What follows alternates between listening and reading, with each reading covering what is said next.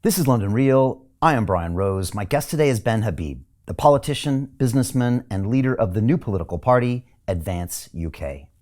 You were elected as a member of the European Parliament in 2019, where you became a vocal supporter of Brexit and a fierce critic of the EU's grip on British sovereignty. Today, with Advance UK, you're challenging the two-party system and calling for real change on issues from immigration and free speech to economic reform. As a successful property investor and entrepreneur, you bring a business perspective to politics, warning that Britain will dangerously decline unless it confronts uncontrolled immigration, government failure, and the silencing of dissent. 2 weeks ago, you were the only politician who took part in the March on London political rally alongside Tommy Robinson, a massive event that sparked controversy and debate about free speech, protest rights, and the future of British democracy. Ben, welcome to London Real. Well, thank you very much for having me on, Brian. It's a pleasure to be here. And I was just saying earlier, what a wonderful studio you've got, and this backdrop of these terrific 19th century looking Union flags. Union Jacks, actually, they look like. They look like they've come off the back of a ship, don't they? Yeah, we've had these for 10 years now, flying them proudly here. Yeah, they're great. I never saw anything wrong with that. In fact, a lot of people know these flags because they've seen this show. The show's been watched over 1 billion times. So I've had people come in. 1 billion times? 1 billion times, Wow. yeah. So I've had people that come in and they're like, I know this show because the flags, the backdrop, and it's called London Real. Because when I started this show, I knew that I believe London is one of the greatest brand names in the world and one of the greatest cities in the world. And even though I was born in America, this city is just given me everything. I've always had tremendous success here, and it's really a city I love and really care about. As I guess as do you. Yeah, and me. I mean, I came to England in 1979, went to boarding school, then went to university, and I came to London in 1987 as a graduate recruit at what was then called Shearson Lehman Brothers, but you'll know it as Lehman Brothers. Yes. And I remember being quite in awe of London, almost overwhelmed by London when I first came at the age of 22. And then I had a 3-month stint in New York. And coming back to London was like coming to a village. and I've absolutely adored London ever since. That's fascinating because I had the same experience. I was in New York after college. I went to MIT, got an engineering degree, went to Wall Street for 4 years. And when I came to London, I was like, phew, you can breathe. This is a suburb. Yeah. And so I've been, indoctrinated at the extreme. And so I could operate here, freely. And, you've got the Hampstead Heath, you can jump in the pond and it's I know. When I came back I lived in Manhattan for those 3 months. And you can't even see the sky really because of all the tall buildings. And if you want to go for a run on the pavement, you're dodging people all the time. Yeah. And I came to London and thought, wow, we're so lucky to have London. And yet I have tourists that come here and they say, this place is so intense, I can barely handle it. And I'm like, really? So yeah, I know what you mean. And so many people come to London and they just compliment, maybe how it used to be, but friendly people. And, it's still, one of the great metropolises, but we can talk about where London is along that way. I had this burning question that I'm trying to get my head around when I saw you on stage on that protest with Tommy. And I had Tommy in here a few weeks ago. I saw, yeah. And I had an amazing conversation with Tommy. And it's the first time I spoke to Tommy, even though he's been on my radar for a long time. And one of the crazy things is, Ben, is that I'm in the media business, and yet I still have media biases towards people, which is crazy, because if anyone should know that the media never portrays someone correctly, it would be someone in this business. And yet still people walk into the studio and I have all these preconceived notions about them because of the headlines that I've read. Yeah.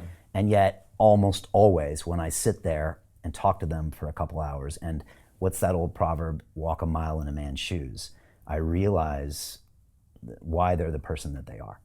And that really helps a lot to understand why they feel that way and the journey they've been on. And that's what I got from Tommy. And so I wanted to have you here, but when I saw you on that stage, I said, here is Ben Habib, right? And as you said, you were born in Pakistan. You didn't move to Britain until you were 14. Your father's Muslim. And you're on stage with Tommy Robinson, a British nationalist who in some way, shape, or form believes the plight of England is due to Muslim rape gangs, right? And I'm sitting there thinking, these are two opposites, and yet you're getting on like a house on fire and the crowd is cheering for you. So Yeah. Ben, please explain to me this conundrum. So, my dad is Pakistani and he is Muslim. My mother is English, blue-eyed blonde from Isleworth, and her father fought in World War I, and my great-grandfather was a vicar. So I have two different sides from which I was born. And I was born in Karachi in 1965, which was post-imperial India, if you like. Pakistani side of India, right, but post-imperial India, with the tailwinds of British Empire still, going through the streets of Karachi. And so we grew up with a very anglicised, in a very anglicised way. And the school I went to in Karachi, which was the Karachi Grammar School, was a school set up by the British when they were there. It taught an English syllabus. It was the time in history when we actually had pride in the United Kingdom across the Commonwealth. The Commonwealth was relatively new back in 1965 through to 79. And the British, the sense of our former British rulers was a positive one. Mm-hmm. Everyone was proud of the fact that we were part of the Commonwealth and that Pakistan had an imperial British past. And just like in the United Kingdom, our history is being rewritten. It has been rewritten in Pakistan too. So I find that Pakistanis whom I grew up with and were very pro the West when I was a child are less pro the West now. But there's been a form of indoctrination taking place, particularly in the Muslim world. And we can talk about Islam if you'd like to, but particularly in the Muslim world. And the other thing, about the sort of period in which I was born was that Islam was going through a kind of enlightened period. I'm sure you're familiar, Brian, with photographs of Iran, Tehran, Baghdad, Beirut, Karachi, Islamabad, from that era, 1950s and 60s. All the women have their hair open. They're all wearing skirts and very dresses. Cosmopolitan. And Islam has regressed. We've jumped straight into Islam, but Islam has regressed since then. And when I left Karachi in 1979, it was still relatively enlightened form of Muslim practice. But during the 80s, Wahhabism, this more fundamentalist form of Islam, which, by the way, I think Islam has a tendency to head back towards. Every time it gets enlightened, it gets yanked back to fundamentalism. This Wahhabi fundamentalist form of Islam was exported out of Saudi Arabia with petrodollars and so on. And we seem to have taken some of the worst forms of that into the United Kingdom. And Tommy Robinson, to give him his due, many of us are Johnny-come-latelys to waking up to what's been going on. And as a working class lad, this is how I understand it, as a working class lad in Luton. And I remember going through Luton in the 1980s and thinking this looks like downtown Karachi. Really? Back in the 80s, because I used to go through Luton. I was at Cambridge University. My parents had a house in Berkhamsted, so I used to take the A505 through Luton. And I used to think this place looks like downtown Karachi in certain places. So I can see what Tommy Robinson grew up with. And if you're experiencing a foreign culture, a culture that is proselytizing, which is muscular, which doesn't hold itself to itself, and is very fundamental and unforgiving in its ideology, you're going to feel that coming into your community. And so someone like Tommy Robinson, I'm sure he's not alone in having experienced it, would have seen it much earlier than I did. I was in the ivory towers of Cambridge, then Lehman Brothers in the city, living in comfortable suburbs, and not even suburbs, central London. And so, as I was saying to you, Brian, before I came on, I've been on a journey, and I think Tommy Robinson has been on a journey ahead of many of us. And he's been made the Voldemort of British politics. For some reason, as you rightly point out, the media can grab someone and they can mold him into this person they wish him to be. Look, he's no saint, as far as I can see. He comes from Luton, he's working class, he's got tattoos, but he's a straight-talking, straight shooter, from what my experience of him is. And they've turned him into the Voldemort of politics. He is the bad boy of everything. And, I think if he's been on a journey, it's not for me to opine on his journey, but I think the journey he's been on is himself trying to understand how the hell did this country go from what I was born into to where it is now? How the hell did it get here? You know, we all ask ourselves that question.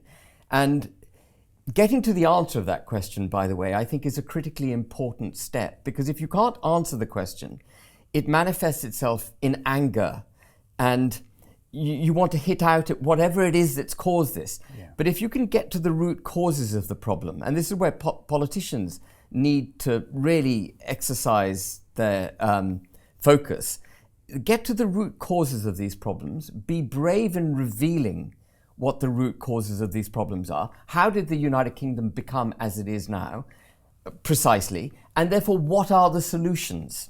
And that is our job. You know, there were what? Well over 500,000 people who came to that march. Some say 1 million. I know many people tried to come to the rally and couldn't make it and had to go back on train. There were 2.5 million people watching. Now let's say there were 3-4 million people interested in what was happening on the 13th of September.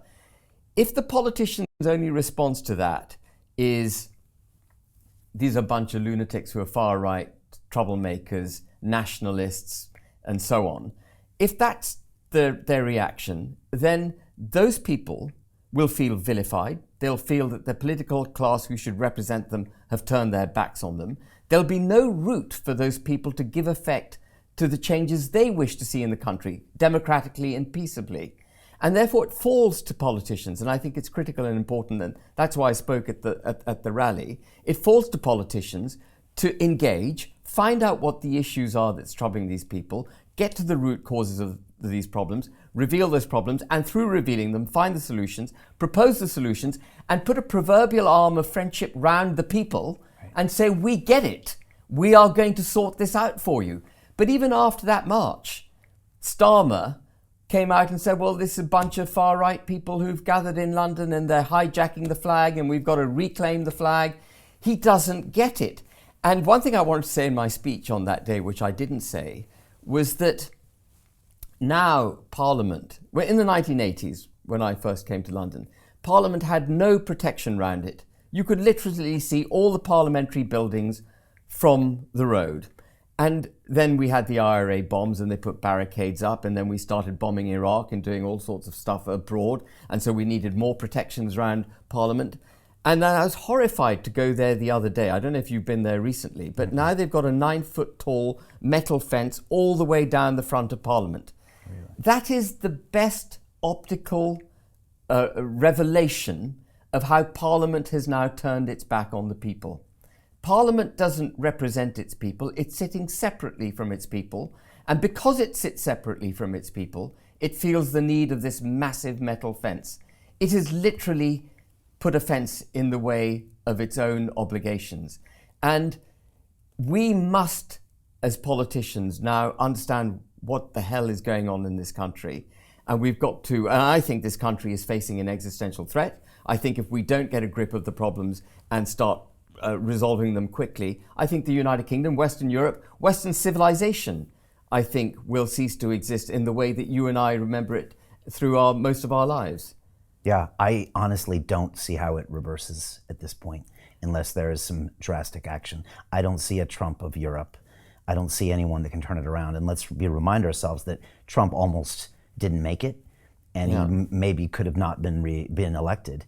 And that's a point of potential reversal of that trend, but I don't see it in Western Europe. So, I mean, I disagree with you, actually, if you don't mind me saying so, Brian. I mean, I think 5 years ago, ideologically, this country was in a much worse place than it is now. You know, the million people or whatever it was, 2.5 million people online, wouldn't have felt able to come out 5 years ago and show their support. True. The so-called Overton window, the center of gravity of acceptable political discourse, has undoubtedly shifted in favor of the nation state of the United Kingdom of Great Britain and Northern Ireland, borders, policies being made for the nation state, etc., rather than this extreme form of what I call liberal global ideology that seems to have infected our political class. The reason they turn their back on the British people is because actually they do hold the British people in contempt. They think their job should be done on the world stage, governing for the globe. That's why we have so many policies that are so detrimental to the United Kingdom. And because they're governing for the globe, They don't actually recognise our own borders. Starmer can't even bring himself to call those who've entered this country illegal migrants. He calls them irregular migrants because he's completely hijacked by this global order. He's pro-EU. He even said, I think, when he was being interviewed by Emily Maitlis, when she asked him, would you rather be in Davos or Westminster? He said, I'd rather be in Davos. This was a guy who was standing to be Prime Minister of this country. He'd rather be in a foreign place with a whole load of foreign leaders than with his people in the United Kingdom. But I think that's changing, and it's evidenced by the march. It's evidenced by the way Reform UK is doing so well in the polls, and the way Advance UK will do very, very, very well in the polls in the future once we're registered as a political party. So I think we can save the UK. I think the British people want the UK to be saved. They know in their hearts what's required to save it. But you make a very powerful point, Brian, and you said that the steps required are going to be drastic. And the steps required are going to get ever more drastic if the political class don't get a grip of the problem quickly. It's already the 11th hour and 59th minute. It is already very late in the day, but they have to grab it. And if they leave it longer, then the steps become more drastic, more draconian. And what we don't want, what we want to avoid at all possible cost, is a solution that isn't peaceful. We must take the support of the people, give it a voice, and have a peaceable outcome to this for everyone involved. And that's why you got into politics. Well, that's not why I got into politics. I've been on a journey, as I mentioned, and I got into politics simply because I thought the political class were lying about leaving the EU. They lied when they said that simply voting to leave the EU would mean we'd have a massive recession, 1 million jobs would be lost, 75,000 jobs would be lost in the city. Mark Carney, who is the hapless governor of the Bank of England, said that there'd be a run on the banks. I don't know if you remember that. I don't remember that. He said in 2016 there would be a run on the banks if we voted to leave the EU, and therefore he was putting aside £250 billion to save the British banking system. Now, there's nothing more likely to get the British banking system into trouble than the governor of the Bank of England saying it might get into trouble, and therefore I'm putting money aside. He was actually perpetrating Project Fear. And I thought something is wrong with our political class. He shouldn't even be opining in politics. Correct. He's the blooming governor of the Bank of England. And that was the beginning of my journey that I've been on. So my first battle was with the EU. And as I engaged with the EU, I realized actually the EU is one manifestation of a global order that is seeking to take control of countries, denude them of their domestic democracies. And when you denude a country of its democracy, you denude it of its national identity. If you're not making laws in your own country for your own people, you're no longer a nation state. If you take down borders, as they have done in Europe with the Schengen zone, you're no longer a nation state. And then I saw this manifestation actually being applied much more broadly across the globe. Lockdowns were a wake-up call for me. You know, a totalitarian response initiated in China was adopted wholesale across the West. In the late 60s, we had a virulent form of flu, and there was no lockdown. People just had to ride the wave. We all know that viruses evolve to settle down and become endemic, as opposed to in a form of extreme epidemic. We had an epidemic which would have become benign and endemic, and we had to get through that. But we had this top-down control of the British people, and then we had vaccinations, and vaccinations are great if they work, but they should never be mandatory. And it was shoved down our throat. Normally it takes 17 years for a drug to go from origination to market. They got this thing out in a year, and they were forcing it down our throats. And so I've realized that the threats facing the United Kingdom, facing Western Europe and Western civilization more generally, obviously from the EU and organizations like the EU, but they're manifold. And they all come from this kind of liberal global order, mass migration being one example of the way they've allowed nation states to be set aside, borders being taken down.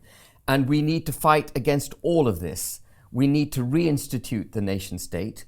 We need to reinstitute freedom of speech, because in the pursuit of propagating their extreme ideologies, the way we've been governed, with net zero, open borders, our culture being set aside, the only way you can shut the people up is by shutting down speech. Yeah. And so we've got to fight against the shutting down of freedom of our speech, which is the cornerstone of democracy.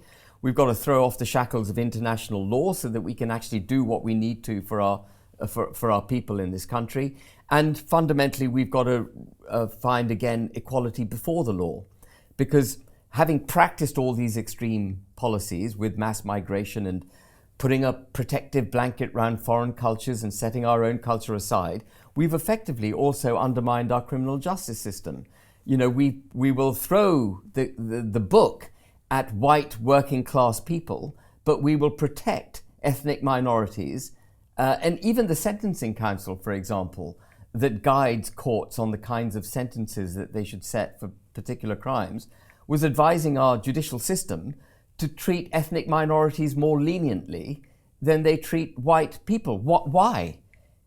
Since when did Lady Justice have her blindfold removed? The whole point about law and its application is that it should be blind. That if you do the crime, you do the time. And so all of these things have conspired to undermine our place in Western civilization, undermine Western civilization itself. And I'm still learning more and more of what has been done, and therefore what must be reversed in order to get us back to a safe place. All right, so you started in 19 as a member of the European Parliament to keep pushing Brexit through, from what I understand. Yeah, which is quite a binary thing. Right, yeah. You know, but it's a much bigger battle than just Brexit. Right, okay, and then you joined Reform last year. I joined Reform in March 2023. 2023, okay. And Reform was the new manifestation of what I had been a part of, the Brexit Party. Right, okay.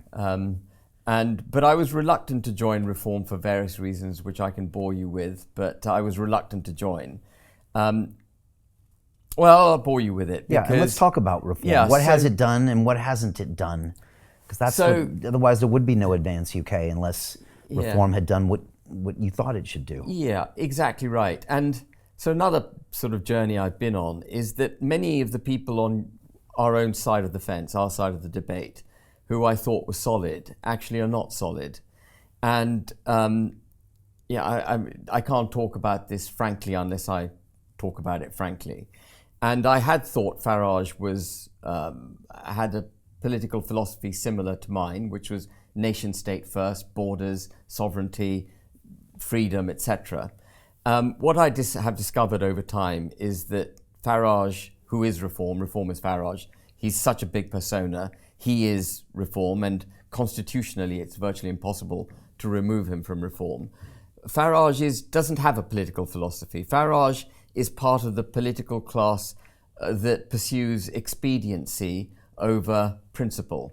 And he will pivot this way or that way to curry favour with whomever he thinks he needs to curry favour with. So, for example, even though it was clear to anyone who was prepared to think about it from first principles and to think about it objectively, Tommy Robinson undoubtedly, in my mind, was put in prison last year for political reasons. It was a politicised Attorney General who threw the book at him. But Farage couldn't bring himself to call that out. He's got an antipathy to Tommy Robinson, which I think is born out of his belief that Tommy Robinson is kryptonite in politics, and therefore he cannot in any way associate himself with Tommy Robinson, and he will throw Tommy Robinson under a bus.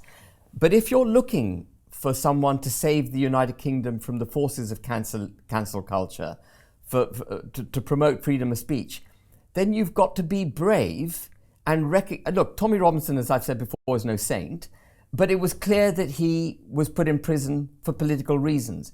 And it was incumbent on Farage to call that out. Farage was also a coward, in my view, when it came to the post-Southport protests.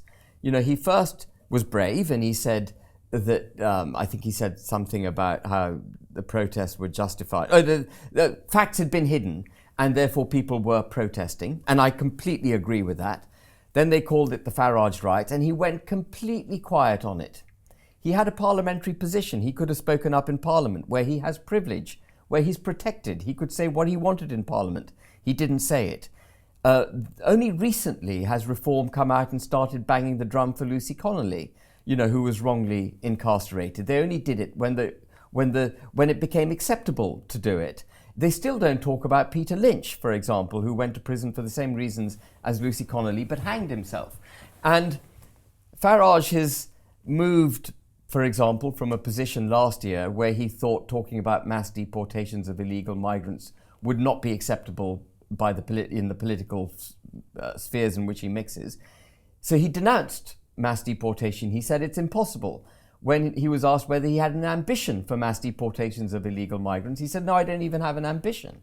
And now, the other day, he came out with a policy talking about mass deportation. It's because the Overton window shifted, the centre of gravity shifted, so he's following it. But the centre of gravity is shifting because of people like myself and others, and Tommy Robinson, no doubt. And so Farage isn't the Churchillian figure. He's not the brave figure that we need to save this country. He will follow where he thinks it's safe to go. But we need a leader, someone who will take the bold steps and call things out as they are and do it in a responsible way. I'm not suggesting there should be anything other than a peaceable approach to this, but do it and provide the solutions at the same time. Now, if I were to play devil's advocate, would I say Nigel is trying to make the right political move? Because if he supports Tommy, he might alienate Muslim voters or Muslim sympathizing voters and lose an entire chance to go head to head against conservatives. Is that a real political decision that he has to make? I think that is a flattering. Or is that cowardly? That's a flattering understanding, I think, of what he's up to. Okay. But let's just walk through that possibility. Okay. Let's say he wanted to challenge the Conservative Party, that he actually recognises, he should recognise, that under 14 years of Conservative government, this country's gone down the tubes. If he recognised that properly, he would not be recruiting former Tory MPs, and he's now got one current MP, but former Tory MPs, many of whom stand against the apparent political philosophy that Reform should have. Like take Jake Berry, for example. Jake Berry voted to stay in the EU. Jake Berry was pro-lockdown. Jake Berry was pro-net zero. These are all things that Reform say they're against, but they took Jake Berry into their bosom. Because they want clout to show they're getting Tories. But if you're infected with the problem, you're not going to be the solution to the infection. Why is he doing it? Because he is in the pursuit of power. Right. It's old-fashioned politics. Okay. And he hasn't taken on board, or if he has taken it on board, he doesn't care, that the country is being fundamentally threatened right now. We are, listen, there isn't a war going on, but the threats we face are no less than the ones we faced in 1939. That's a bold statement. No, it's true. Suella Braverman said it all in 2023 when she was Home Secretary. She made a fantastic speech in Washington. I don't know if you recall this, Brian, and I will always hold her in high regard for making the speech. She was Home Secretary. Yeah. And she said things which I've never heard a sitting member of the cabinet say, but she concluded by saying Western civilization is threatened. And we are threatened. We are threatened. Yeah. When it becomes offensive to the political class that you fly your flag, you've got a problem. Yeah.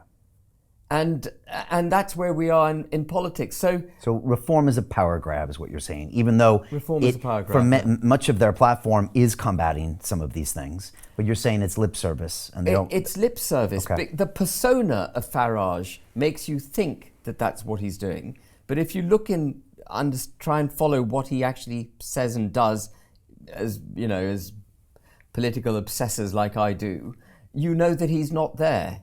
He's definitely not there. Even take his deportation policy, for example. Do you remember 2 weeks ago, he came out and he said, we will now deport all illegal migrants. They will be detained and they will be deported. Great, we all thought. The next morning he said, except women and children will be excluded. Now that basically has two immediate impacts. The first is that any single male illegal migrant in the UK is going to get shacked up and have children, for want of a better way of describing it. And even in a post-European Convention of Human Rights world, no court or courts are going to be very reluctant to separate women and children from their father. So anyone wishing to avoid Farage's now mass deportation program just needs to get married and have children. The other effect of that will be that he will encourage less single men to come over and more women and children to cross the channel. It was an encouragement, an inducement, his policy, for women and children to come across the channel. But the other thing he did, which I found absolutely an affront, was he said that we would have to revoke the European Convention of Human Rights. Good, tick in the box for that. But we won't revoke it in Northern Ireland, because Northern Ireland is part of the Good Friday Agreement, and the Good Friday Agreement legislates, provides for the European Convention of Human Rights staying in place.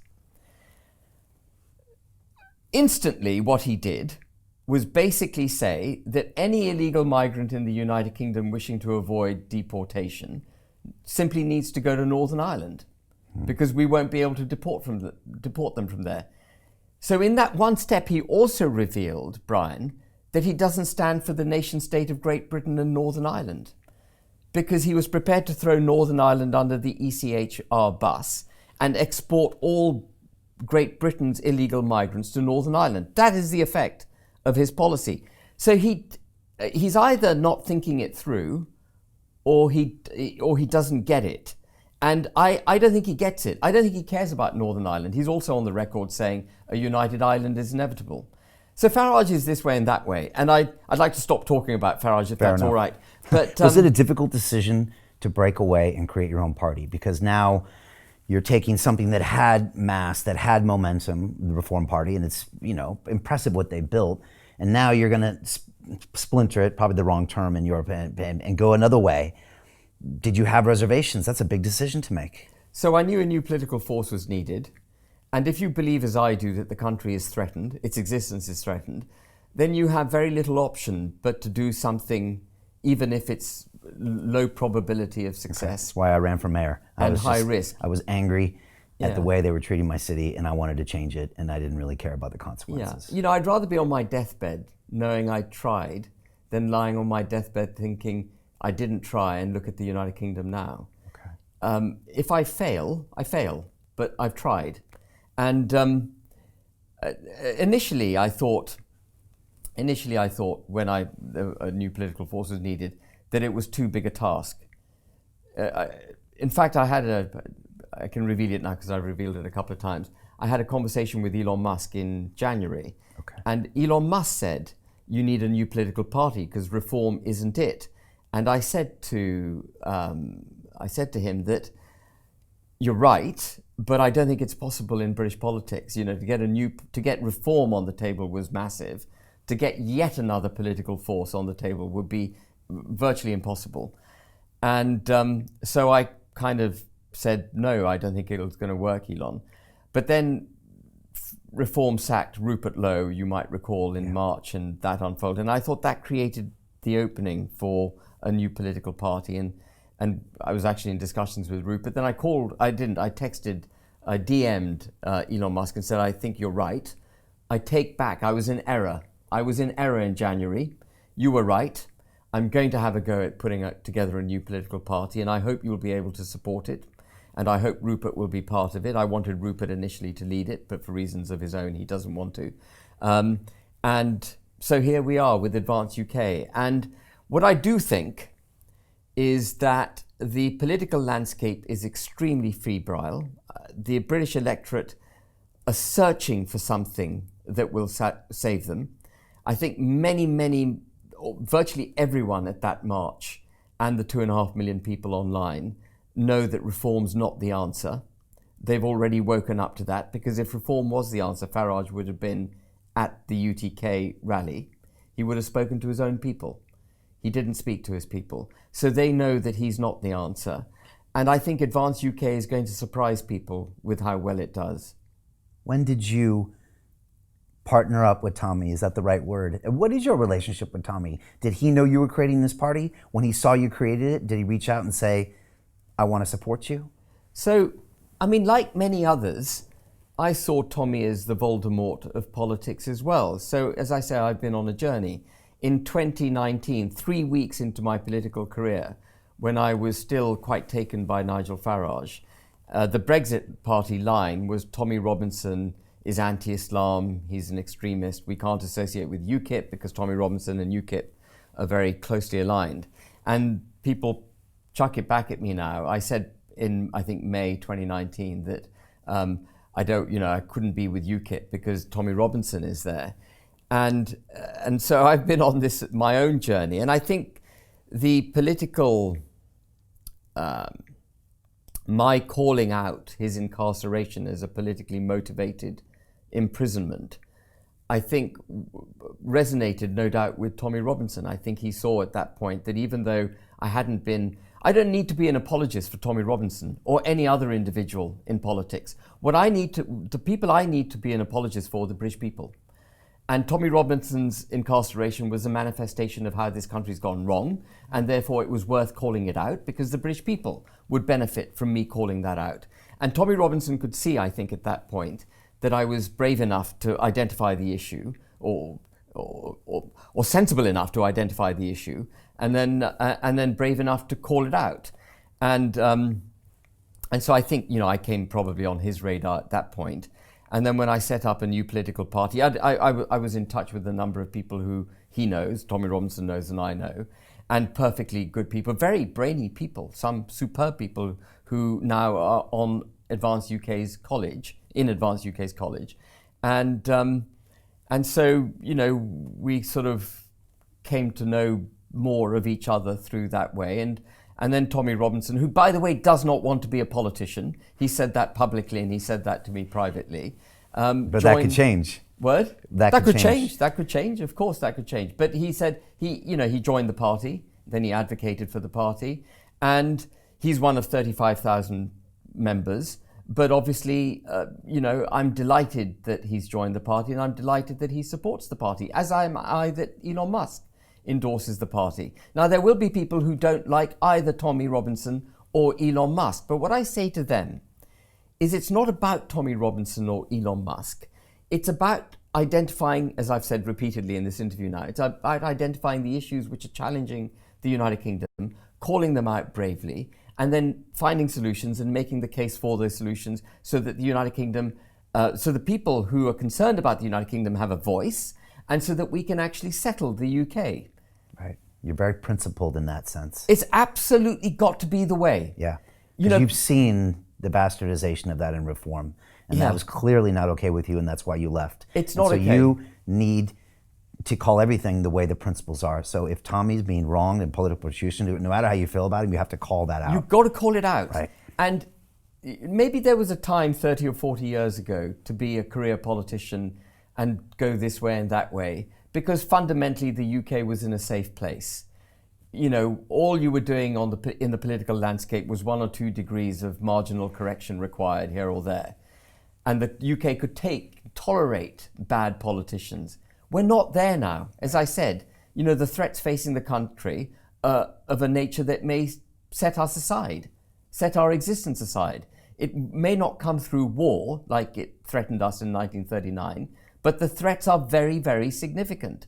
And we could end up like Venezuela in 5 seconds. Let me tell you, the economic policy, I'm sure you know this as a finance guy, the economic policies being pursued by Rachel Reeves could render the UK Venezuela. Yeah. We don't want to be there. We've got to stop this stupidity. We've got to start deregulating, getting rid of net zero, cutting taxes, liberating British working class, liberating the middle classes, putting aspiration back into society, promoting our small and medium-sized businesses. None of this is being done by the Labour Party. And sadly, none of that was done by the Conservative Party either, who practice the same basic political economic management as the Labour Party, not as extreme as the Labour Party. But we need to go in the opposite direction. We need a revolution to save the country. And when you look across the pond, you see 2 things. You see Mamdani about to take over New York City with socialist/communist policies that sound a little bit like maybe what Reeves is proposing with potential wealth taxes, et cetera. And then you have Donald Trump in office, who seems to be doing the complete opposite of that. So you have these 2 kind of dichotomies over there. What are the chances that the UK can take either one of those paths? So on our current trajectory, there's no hope of a Trumpian kind of path. But what I'm really hoping for is a few things. I'm hoping that the centre of gravity of acceptable political discourse continues to move in favour of a sovereign, proud, prosperous United Kingdom. And I'm hoping also that we get a Vance presidency, or at least of that ideology in the US in 2028. Because come our general election, which I think is more likely to be in 2029 than any other year, come that general election, we will need the protection. The United Kingdom will need the protection of the United States if we make the determined move back to a nation state. Because the EU is going to cut up rough with us. The international community is not going to like it. The vested interests in all the supranational institutions will be against the UK as it tries to preserve itself, as it implements policies to preserve itself. It won't like it. The international organism will hate it. Right. So we will need a patrician protective blanket of the United States. Sadly, Trump has come 4 years too early for an advanced UK government. Right. One thing I will say, if I may, is that whether or not advanced UK forms the next government that is formed in the United Kingdom will be a pro-British government. It just depends on, of that I'm 100% certain, because there's no way Reform, the Conservative Party in advance, will allow another period of extreme hard left Labour Party governance. And you think they're done? They're done. Oh my God, they've so got done. 4 years left. They were done by October. I know, but 4 years is a long time. Yeah, no, they can't come back. Okay. They can't come back. Come on, after the UTK march, he's still calling them far right. He doesn't get it. He needed to pivot. He needs to pivot hard. They can do a lot of damage in 4 years. They can do a lot of damage, but they're not going to come right. They can do more damage, and we'll put the damage right. The next government can put the damage right. And what Advance UK will do, if it doesn't form the next government, and by the way, there's every chance we could form the next government. Okay. I know that sounds absurd. I want you to take me on the path of how that happens. Yeah. Okay. So, well, I'll take you now. First of all, you have some impressive stats. You've been going for 68 days. You generated 30,000 members. I think that's a record-breaking achievement. Yeah. It took Reform 5 years to get 30,000 members. That's what they had at the beginning of the general election. That's impressive. 2024. All right. You put £100,000 so far in the party, and based on what I spent for mayor of London, that's cheap. So far, but I guess there's probably more to come. 2 Reform candidates announced they're going to defect to the UK, Advance UK. Tell me if I'm wrong there. We've had lots of Reform candidates and people already defect. Oh, already. Okay. Yeah. So you've started off with a bang. Yeah. And then Tommy endorsing came right after that, and obviously this incredible march. And I'm assuming you're seeing lots of inbound. And yeah, I'm seeing lots of it. Inbound is in terms of criticism and attacks. You mean? Yeah, and people signing up and wanting to support you. Yeah. Okay. And we have the Elon factor. And again, I want to hear the path to advance in the next government. But let's talk about the Elon factor really quickly. First of all, why does Elon care so much about Britain and British politics? I know he identifies with some British heritage via South Africa, of course. I know he cares about the world. I know he cares about the woke mind virus, which he calls it. But enough to be as invested as he is here, to help pay for Tommy's legal bills, to, support you. Why does he care so much? So you'll have to ask Elon that question. But the impression I have in the 20-minute conversation I had with him is that a couple of things. He recognizes, like I do, that Western civilization is facing existential threat.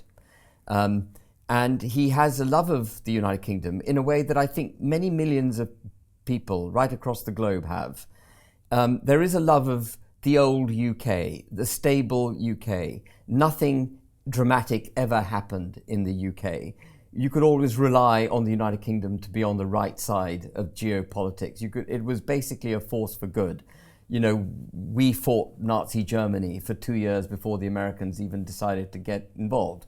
We had the same issue with World War I. So many of our former colonies joined the Commonwealth instantly, not because we forced them to, but because they loved the United Kingdom. The British Empire, for whatever the woke, what do you call it? The mind virus. Yeah. In fact, they hate the British Empire, but the British Empire was a fantastic force for good in many, many ways. and I'm a product in some ways of that empire. And in many ways. In many ways. And so Musk, I think, sees that.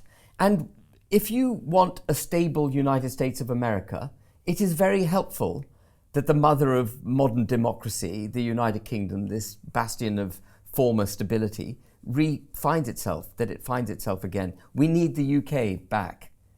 Yeah, it's a foothold, and it's geopolitically very significant for Europe.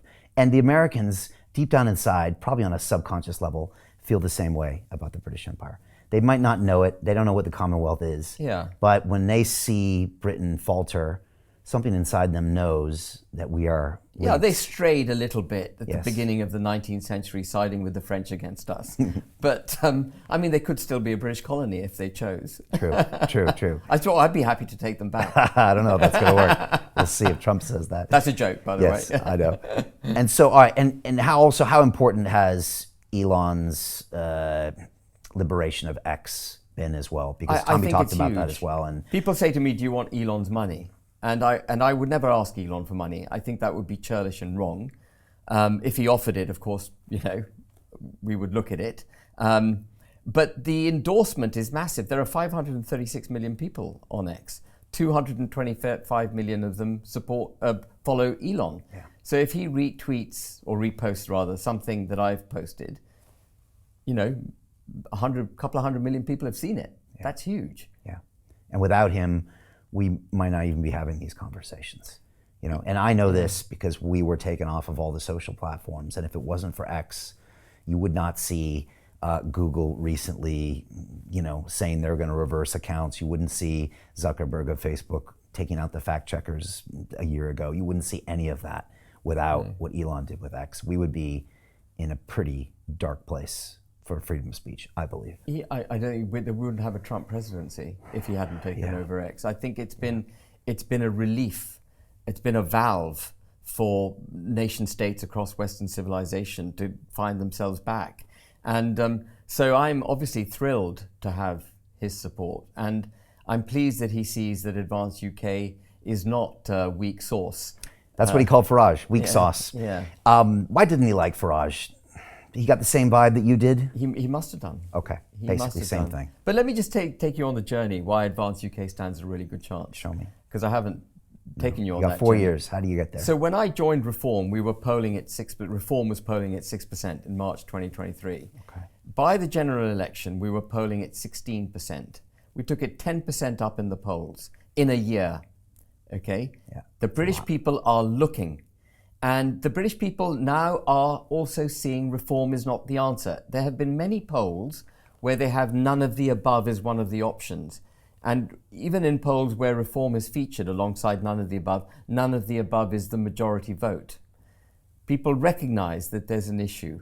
Now, the challenge we've got a number of challenges. Like you, the minute I launched Advance, I was taken off air by GB News. Right. I've been taken off air by Talk. I was on GB News twice a week, maybe 3 times a week. I was on Talk virtually every day. I did a stint, if not every day, certainly every other day. And I was stopped like that. How does that happen? I've got no idea. Well, with GB News, I've got a clearer idea because Farage is an asset for them. He's obviously influential at a senior level. And their owner is an active supporter of reform. Right. But what I would say to the owners, and I suspect GB News wants to be able to say they created the next Prime Minister. That's what some people's view is, and that could be what they want. But if GB News really stands for the United Kingdom, I would urge the management at GB News, and maybe this clip can be sent to them, I would urge them to look at the dangers we face as a country. They set up GB News because they recognize the danger, and then look closely at what Farage is saying and doing, particularly the people he's taking into the party from across the putrid pool that has got us into this problem in the first place, and recognize that's not the answer and give me a voice. Let me come on GB News and discredit myself by what I say. Don't try and discredit me by taking me off. And I say the same to Talk. Talk is slightly less obvious, but I'm going to reveal it now because I've given Talk an opportunity to come true on it. I received a text on the 5th of September at 8 p.m. from a presenter who is on talk, 8:20 p.m. on the 5th of September, obviously having had a few drinks, saying that you're a narcissist, you're damaging reform, reform's the only answer, Talk have banned you. Talk then went public. When I said I've been banned by Talk, they went public and said, no, you're not banned. But I have a set of texts from a presenter at Talk saying I'm banned and saying Farage is the only way forward. And that's not open debate. That is not, we're not going to get to the right answer by shutting me down. I haven't gone on Talk or GB News and been misogynist or homophobic or racist, none of that. But yet they've shut me down. And that is cynical politics. That's precisely what they accuse the BBC of doing. Isn't that antithetical to a news organization to ban you? Aren't they supposed to be objective? I've been on Times Radio more often than I've been on Talk. I haven't been on Talk since the 1st of August. I have not been on GB News since the 30th of June, not once. And Talk will tell you they're not having you on because Advance is a party that is never polled, and therefore they do not have to have you on. I wasn't even part of a party before. Yeah. And I was on, virtually every day. No, it's because they want to control the political discourse. But I have reached over Talk's head. We have reached over their heads. We've reached over the heads of GB News. We're on the map. They can't stop us. We are coming. We've applied to the electoral. They're censoring you. The people that were being censored are now censoring you. Yeah. And now the right is censoring, where they're always complaining it's the left that's censoring. So they're not the solution then? Definitely not. Very well said, Ben. Yeah. The censors are never on the right side of history, period. Yeah. So they need to wake up and they need to get me back on and be honest about it. And I hold no grudges. I'll go back on because I need to get to speak to the people. It's pretty alarming that something like that happened. I think you have an event coming up in the north tomorrow that originally was being blocked. I think it's back on. Yeah, so we booked the Crowne Plaza Hotel about a month ago. When I could see we weren't going to launch the party until we could see that we'd reached our self-imposed hurdle of 30,000 members. I needed to know that there was demand for a party, not just in my head, but tangible demand. So we got to 30,000 members. And as I saw that we were getting there, we organised the launch for tomorrow. We booked the Crowne Plaza Hotel. I was at pains to make sure the Crowne Plaza knew that we were a political party and that they wouldn't shut us down at the last minute. And then 2 or 3 days ago, I got a call from our Northeast chap, former reformer, who's joined us.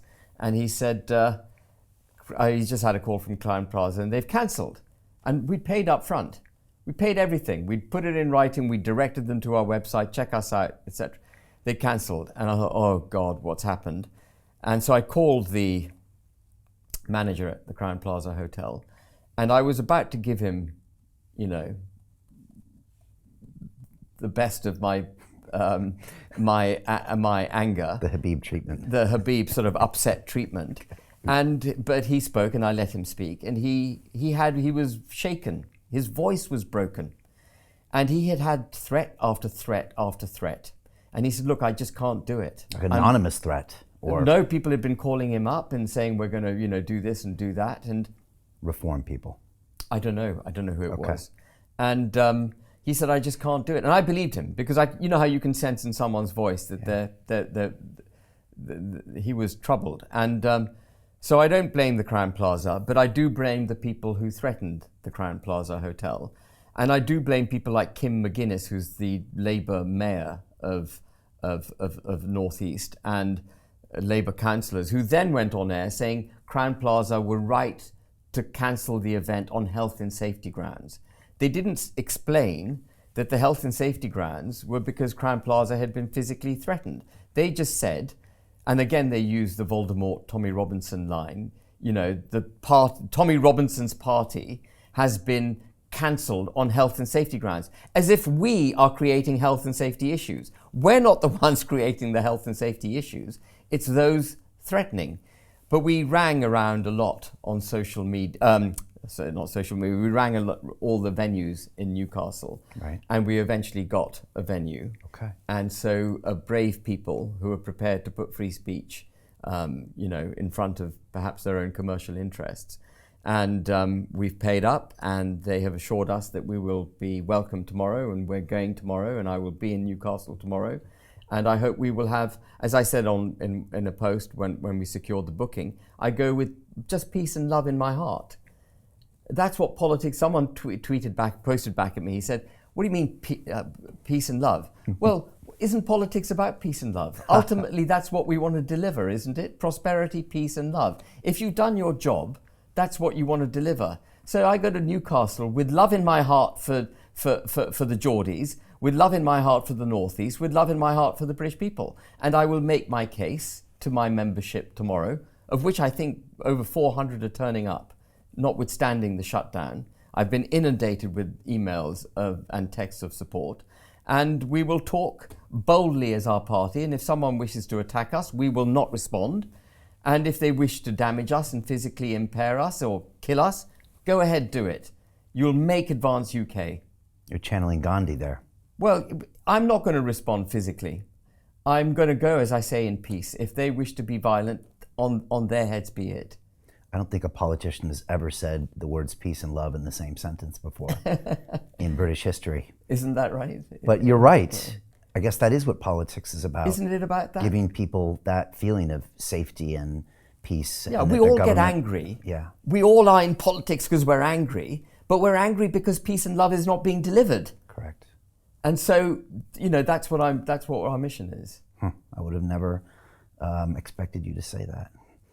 And so the next 4 years, are you growing the party into where you take the general election in 29? So I would be surprised if we don't do very well in the polls. Okay, because people are craving something else. People are craving something else. So in a weird way, reform might have helped this because people saw something different, and then they found out that by supporting something different, that was a viable option because it wasn't before with the two-party system. Now they see it, and then they say, but this isn't the iteration we want. We want what Ben's talking about. Yeah. So you use that momentum and give them what they really want. Absolutely. And you think there is a path to that over the next 4 years? I think so. I think we will do much better than people think. I think there's a more than sporting chance that reform will implode because it is now infected with characters from opposite ends of the political spectrum. You've got people who are going to find themselves completely at odds with each other in the party because he's taken on Labour, Lib Dem. Yeah. He took on, someone who's apparently part of the Fabian Society the other day, a Labour councillor from Stevenage or something. He is absolutely in the pursuit of being all things to all people. He's nothing to anyone. And so there's a sporting chance reform will collapse. And what mustn't happen is that the Conservatives then become the only option. Advance has to be there. You supported the Conservatives back in the day. Do you think they will ever change and come back? At the moment, what I hear about the Conservative Party is that they are still in the grip of this liberal global order lot. That Michael Gove, Dougie Smith, if you know who I mean, these people who are part of that infected pool, they are still in the grip of, they still grip the Conservative Party. Kemi has said a few things that are ostensibly to the right of Farage, but that's not difficult nowadays. Robert Jenrick has said many things that are more bold and more promising than what comes out of Farage's mouth. But you have to wonder about the organism that is the Conservative Party. Is this smoke and mirrors that they're now espousing to garner your support, and they'll go back to being that liberal globalist kind of party if they win office? Or is this going to be a real reinvention of the Conservative Party? If the Conservative Party, by the way, reinvents itself, if it becomes a genuine Conservative Party and it gets on people who are evidently part of what we believe in, great. We're done, right? You just want the solution. I want the solution, right. Yeah. Talk to me about freedom of speech, because it doesn't exist very well right now in the United Kingdom. And people all around the world now point to this place, and I get messages all the time saying, Brian, be careful about what you post on social media. Look at this happening, look at this happening. We're not the shining bastion of free speech, and you've spoken about it many, many times here. How important is it for people to know that must be fought for in this country. And are people resonating with you when you talk about that? So I can only go on the anecdotal evidence I have, but the best anecdotal evidence was the Unite the Kingdom march, which was a free speech march. The rally was a free speech rally. That's what it was labelled, and people get it. And I think people do see free speech and democracy as synonymous, and people want democracy. How was that march based on what you expected versus what you saw? And what did you see that day when you went home that night and you called a friend or said something to someone? You know what I saw today? I saw this happen, and that was incredible, and it surprised me a little bit, but it also confirmed I'm on the right path. I wonder if you could share a couple details of that day, because it wasn't obvious what was going to happen, okay? And Tommy had been here a couple weeks earlier, and he was out there pleading for people, and he really wanted to show the world that we could show up, not as hooligans and not as what you think we are. And he wants peace and love. Of course he does. Yeah. Yes, he does. That's what we all want. Yeah. So I went to that march not knowing what, the rally. I called it a rally rather than a march because everyone congregated in a particular place, or tried to congregate. There were far too many people to be able to make it. But I didn't know what to expect. I've spoken to millions of people, but I've always done it through a lens. I've never had to actually face people. And facing people can be quite scary because you get feedback straight away if they don't like what you're saying. And then you end up going, oh my goodness, I'm in trouble here. So I didn't know what to expect. I'd never spoken to so many people. I didn't know whether there was going to be violence. I knew that there were going to be the so-called anti-racists up the road, as if I could possibly be a racist. And there were so many people, by the way, of different ethnicities in that march, in that rally. So I didn't know, is there going to be violence? Am I going to make it out of this? My mother kept saying, get a stab vest. She said, Ben, you better wear a stab vest. And my mother, who was 91, initially wanted to come, and I wanted to present my mother, actually. It was this funny story. Can I digress and tell my mother's story? Please. So I was taking my mum for a coffee a few weeks before the march. And I said, Mum, do you know who I mean by Tommy Robinson? And she looked very pensive and she said, isn't he the guy who had a squabble with Nigel Farage? And I said, yeah, they had a bit of a squabble. And she said, well, he must be a very sensible person then. And so I wanted to feel Mum on the stage and tell that joke because I thought it was brilliantly put by my 91-year-old mum. And it was also her birthday, and she always says she wants to be part of what I'm doing. But she was tired, and I was a bit worried about, what might happen and so on. So anyway, she didn't go on the day. But so I went up, slightly trepidatious. I never write my speeches, Brian. I always get up and speak. Okay. I watched and listened to your speech. So. Yeah. So, I kind of know what I'm going to say. But I was nervous, and I got up, and I was amazed by the cheer I got when I went on stage.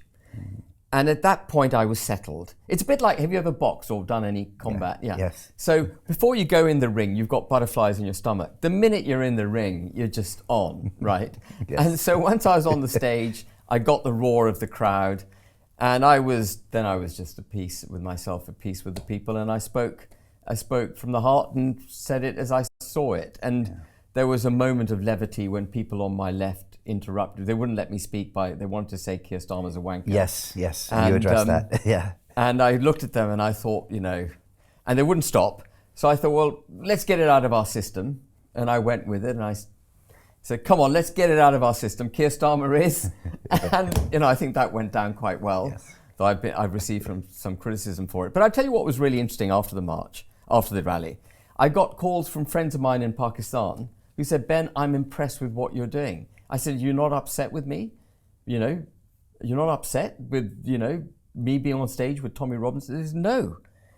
If anyone tried to do to Pakistan what they're trying to do to the UK, they would be absolutely dressed down. If Christians came to Pakistan and said, we want to turn this into a Christian country now, and you better protect us and give us lots of churches and do this and do that, we'd go, what are you talking about? This is a Muslim country. Sod off. They get it. People get it across the globe. People get it. That's interesting because a lot of people wouldn't think that. No, but they get it. I also have friends in Pakistani law enforcement, and I've had discussions with them about the rape gangs. And they say to me, it's your own bloody problem. We have a treaty. Pakistan, they say, has a treaty with the United Kingdom called the Pakistan Prisoner Transfer Treaty, pursuant to which Pakistanis who've committed misdemeanors in the UK can be deported to Pakistan. Never once has that treaty been invoked. It's been in place since 2018. Never once has it been invoked. And they say to me, the reason it hasn't been invoked is because you put the criminals' interests ahead of the victims' interests. How are you going to expect a criminal justice system to work if you protect the criminals? And at the heart of the Pakistani rape gangs, at the heart of the rape gangs, is the protective blanket our institutions have put round not just the rapists initially, though they have now faced trial, but all the component institutions that turned a blind eye to it. The component, the culpable through being a component part of it, if you're with me.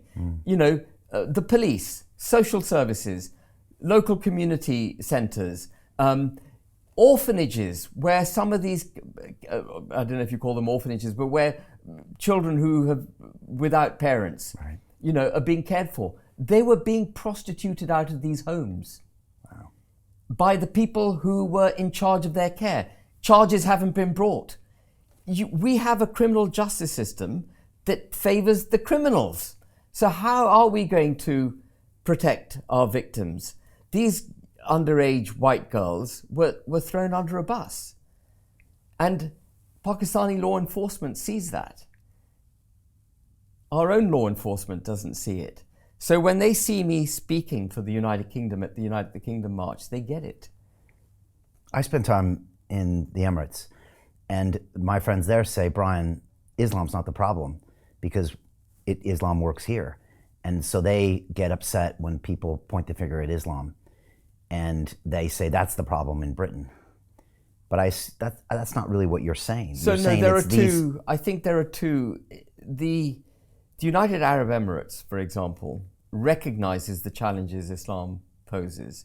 The United Arab Emirates has a very tight grip, but we don't have a tight grip in this country. We, at least until Tony Blair got hold of it, we had a very delicate, advanced, subtle, unwritten constitution which could only survive if it was delicately handled and protected by those that are in charge of guiding it through to future generations. It's not suitable for a muscular ideology which is given protection.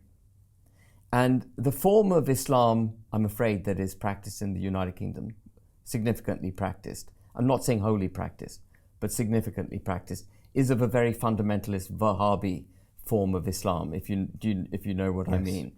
And the UAE has proscribed Muslim groups in the UK that were originated in the UK and that are accepted in the UK. You can look it up. There are about a dozen odd Muslim groups that the UAE proscribes and we allow to practice in our own country. And we haven't fully understood what we're dealing with. There is a challenge at the heart of Islam. There is a challenge at the heart of Islam, which is that the Quran is the word of God, as transcribed by the Prophet Muhammad, dictated to him by the angel Gabriel. And because it is the word of God, it is perfect and incapable of improvement. And therefore, it is incapable of being debated. It is not open to challenge. And it is that fundamental inclination not to allow the Quran to be challenged that is anti-free speech, that makes that fundamentalist form of Islam very difficult for that subtle, open democracy that we have. And then when you combine our open, subtle democracy, sensitive democracy, with the protective blanket we give ethnic minorities and minority religious beliefs, diversity, equity, and inclusion, progressive discrimination is what we practice. When you protect it, then of course it's very muscular compared to us. We're not allowed to challenge it, and now we're bringing in Islamophobia laws, so we won't be able to have a debate about it. Right. And that is antithetical to our system. And so whilst the UAE and Saudi, even Saudi now is coming to grips with fundamentalism. It started in Saudi and they're coming, getting a grip of it. They can deal with it because they have a very robust political system. We don't have a robust political system. Right. Okay. Understood.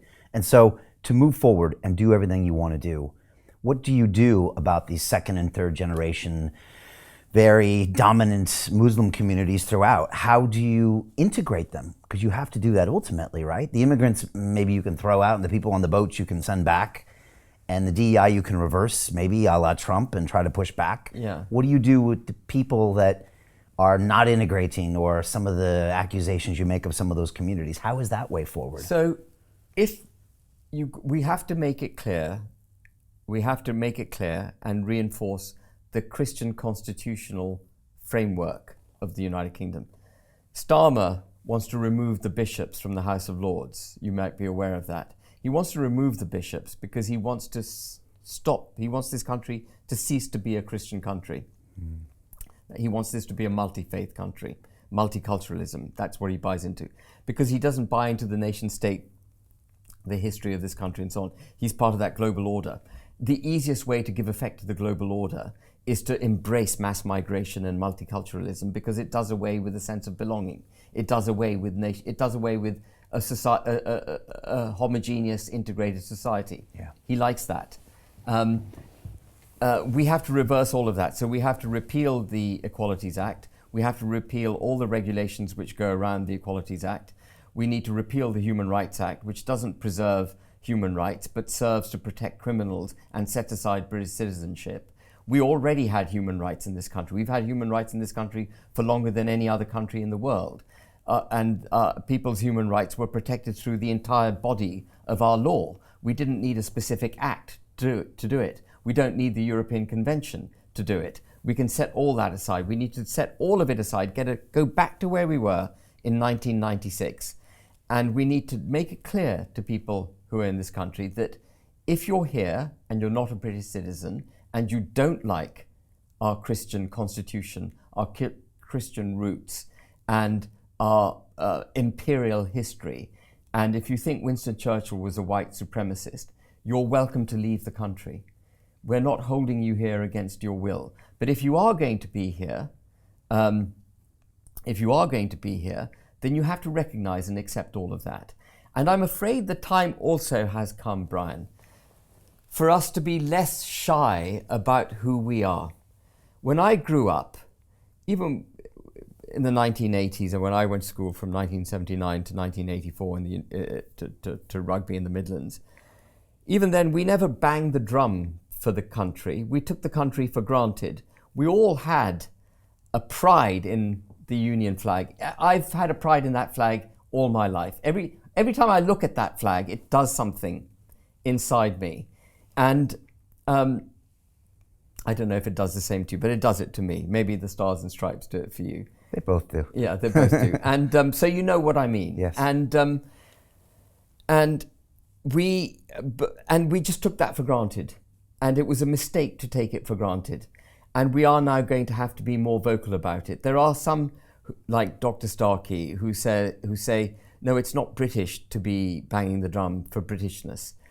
But I think I'm afraid where we've reached a point now, this comes back to your thing about drastic measures. Not that this is hugely drastic, but I think we need to sing the national anthem at schools. We need to sing Rule Britannia at schools. We need to sing Jerusalem in schools. We need to sing The Flower of Scotland in Scotland. We need to reacquaint ourselves with our Christian national roots. One of the reasons I think that people try to claim that this is a racist flag is because it's overtly a Christian flag. Because of the St. George's Cross. St.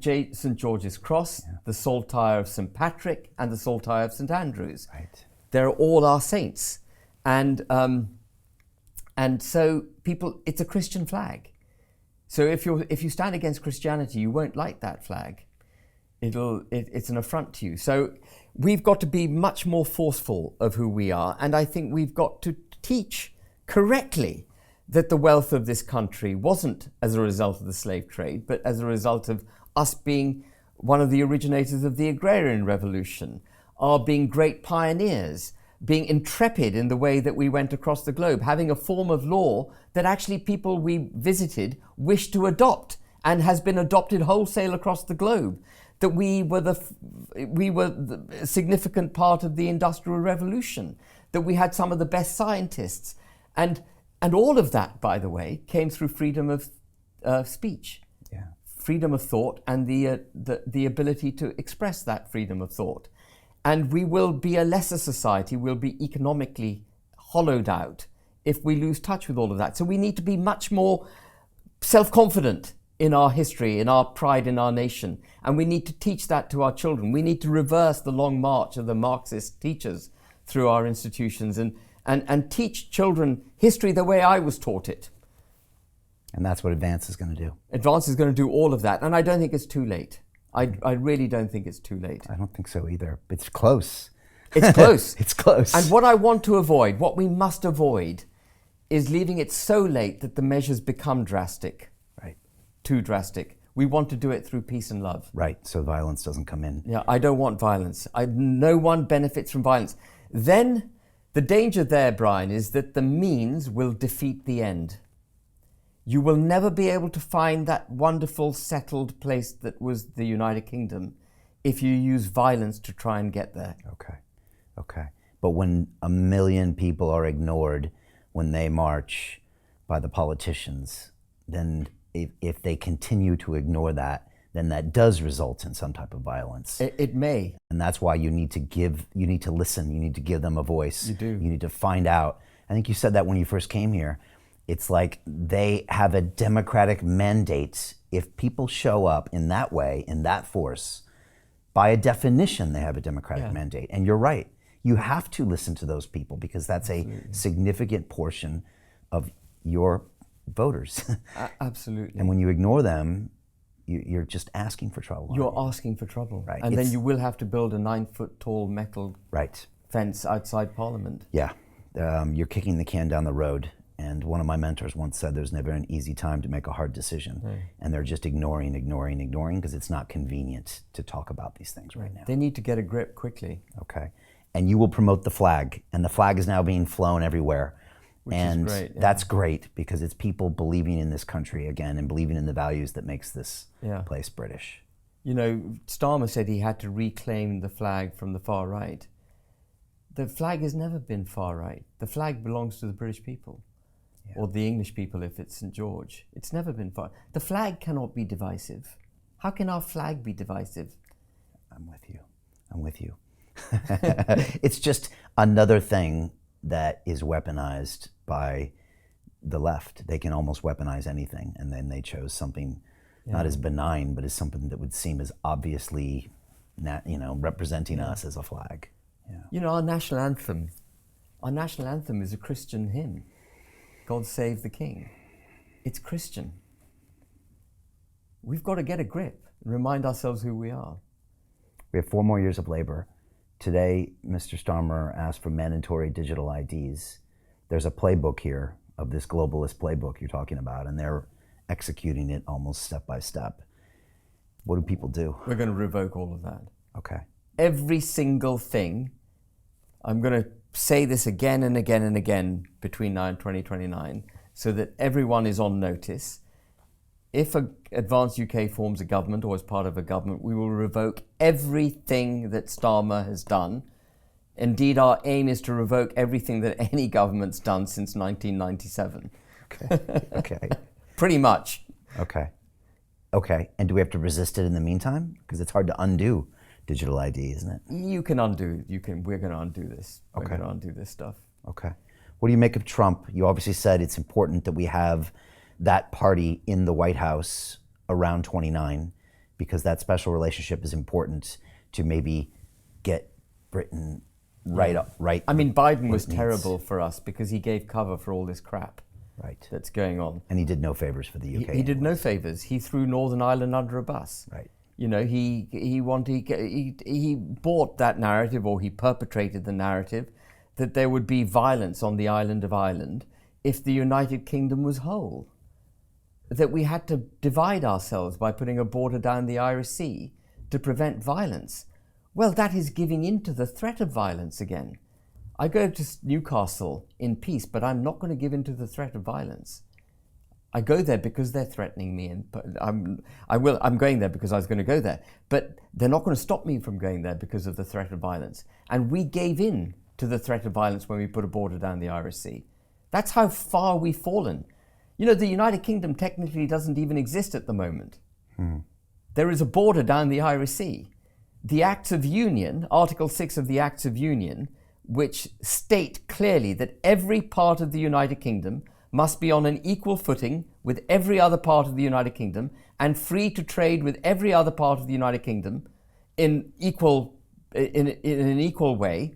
And no sovereign has the right to sign an international treaty which sets that aside. That is Article 6 of the Act of Union, written in 1800. And we've set it aside through an international treaty. We're going to revoke that international treaty. The EU is going to hate it. They're going to have to wear it. And that's why we need someone like Vance as president. Okay. And Trump is good friends with Farage. But he changes his mind sometimes. Let's see what happens. Ben, do you miss being a property developer sometimes and think maybe I'd go back to the old days? Or is this really your calling? Was your whole life built to do this job? Do you ever feel that way? I have no political ambitions. I swear that. I know all politicians say they don't have I swear I don't have any political ambitions. I'm 60 years old. I've made enough money for me to live very comfortably for the rest of my life. My brother, who loves this country, who has also made a lot of money, has left. Lots of people of my brother's peer group and my own peer group have left because of what's going on in this country. Yes. They're in Milan, they're in Dubai, some are in Abu Dhabi, some have gone to Portugal. Many of them are calling me and saying they want to come back. Can they support Advance UK? What can we do to help them come back to the UK? It is a chalice I hold at the moment, and I will hold it dear, and I will keep swinging. I'm going to mix metaphors here, but I'll keep swinging that bat, and I'll stand bloodied on the battlefield until either I prevail, we prevail, or I fall on the battlefield. It is the role that has presented itself to me. It doesn't matter to me whether I make it into government or not. What matters to me is that the next government is pro-British and stands by principle, not expediency, and will deliver this country from the perils in which it finds itself. Okay. How can people sign up to be part of Advance UK? Well, please sign up, because we can't do it on our own. We need people to stand up and come behind us. All the 2.5 million people who watched online and the million people, please sign up. If we can get 1 million people signing up, we will form the next government. And you can do it by going to www.advanceuk.org.uk. That's www.advanceuk.org.uk. Click on the membership button. It's only £10 until the 30th of September. It then goes to £20, which is still cheap compared to the other political parties. And you get a much better bang for your buck. You get a politically solid philosophy, at the very least, with Advance UK. Sign up, give us your support, offer up your support to campaign, come with us on our journey, advise us on policies, come and join our college if you wish to, come and offer yourself up to be a candidate. Let's save the country together. Do you have to be a registered voter? You have to be a British citizen and on the electoral roll. And on the electoral roll, okay. Yeah, and not a member of another political party. Okay, gotcha. You can quit the other party and come to you. Yeah, you got to give us your support. You got to marry us. Okay. Yeah. And if you get 1 million people, then you win the next general election. Oh my God, we will win. We will walk the next general election. That's your slogan then. Yeah, a million people join, we'll win the next election. 970,000 to go. Yeah. If people knew that, and you got all of those people and all those eyeballs and all of that support on that September 13th rally, then this is within reach. We've walked the next election. Yeah. Can you imagine? You know, I've spoken to a lot of people over the years, Ben, but I've really enjoyed my time with you. You clearly are a man on a mission with real, sincere purpose. Thank you. And to walk away from reform means that the proof is in the pudding, right? Like, you want the principles stood up for. You want people to follow those principles. You want to bring Britain back unashamedly. Yeah. Let's bring it back. And the whole world wants it back. The whole world wants it back. We were loved. Yes. It's an important part of the world. It's interesting, you were talking about all the accomplishments of Britain, and Trump stood up out at Windsor Castle and gave a similar, brief of what all the great things the British Empire is, and he was rattling these things off, and everyone is watching and listening, and they're captured and enraptured, and somehow, Ben, the whole world needs the UK to be on the stage as a player again, and everybody needs it. It needs to know we're at peace in ourselves, and that we can be relied on as a sovereign state that will always cooperate for peace globally, but not get subsumed into the global order. There's a difference. And that India, Pakistan, the Caribbean islands, South America, Africa, they can all rely on British justice, British sense of fair play. We need to get back to that position. Yeah. Well, 60, you're just a young kid, you got plenty of room left, man. Plenty of room left. Thank you so much for the time. Thank you. It was incredible to hear, and I'm wishing you all the best on this journey. Thank you very much. Thank you for having me on, Brian. Brad. Appreciate it. Yeah, thank you.